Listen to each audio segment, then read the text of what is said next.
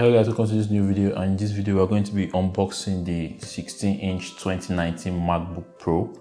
Now this particular model I have in front of me is the best one you can get, and I'll explain why I said that in a second. As usual, before we start ripping into this box, let's take a look around it. Here in front we have this picture of this huge computer. Now around back is the reason why I said this is the best MacBook you can get. 2.4 GHz i9 CPU, which is the fastest. 8GB Radeon Pro graphics 5500M, which is the best graphics. 32 gigs of RAM, which really is all you need. You don't need 64 gigs.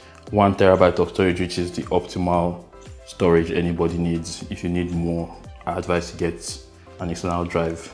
There's nothing else worth seeing on this box, just MacBook Pro written somewhere down here, Apple logos here and there.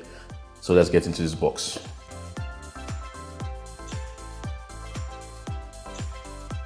And there it is, the 16-inch 2019 MacBook Pro. Looks huge. Let's leave this out and place this to the side.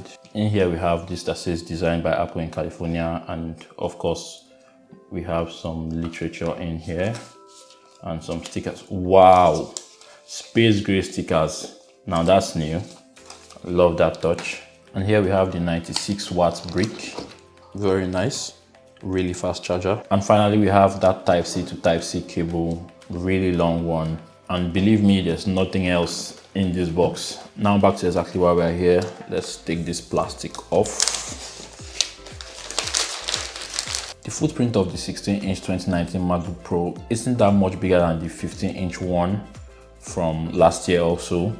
However, they've managed to design this new chassis that improves air circulation around the computer to solve the heating issues that were experienced in the older generation one, and at the same time install a larger 100 watt-hour battery, which is basically the biggest battery that you are legally allowed to carry onto an aeroplane. Now this is the silliest part of this video. Let's take a look at the ports we have on this computer. 2 Type-C ports here on the left,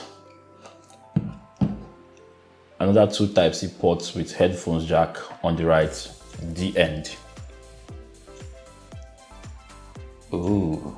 Now this does look very similar to previous generation 15-inch MacBook Pro. However, there's been some significant changes. Firstly, the escape button and the Touch ID sensor has been separated from the touch bar, and this is really nice to see, especially a dedicated physical escape button. Secondly, we can see a return of the inverted T arrow keys here.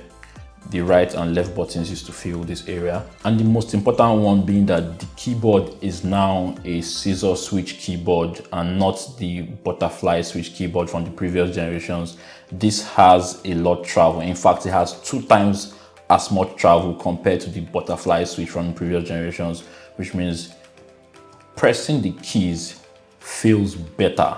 I also want to mention this huge trackpad. I mean, it covers almost half of the bottom area, which means it will be easy for it to locate. And as we all know, Apple makes the best trackpads, very precise tracking. If you're ever going to use a trackpad, I don't know why anybody would do that, just get a mouse. But if you're ever going to use a trackpad, it should be an Apple one.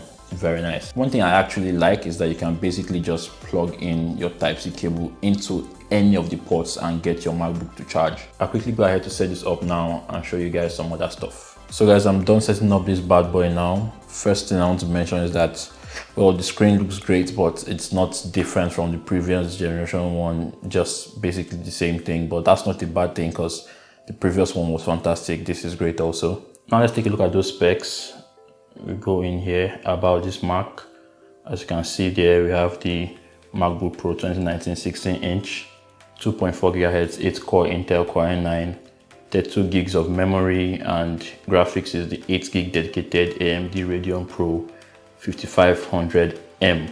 And I must say that the keyboard does feel very nice to type on, especially compared to the previous generation one. This one has a lot more travel and you get more feedback. The short while I've been playing this computer now, I really like it. It seems really quick, but of course, I mean, it's pretty darn high end, so you expect nothing less Speaking of, when buying a 16-inch 2019 MacBook Pro, you want to buy exactly what you need. If you are a graphics designer or you just edit photos, what you want to do is you want to get the best CPU possible.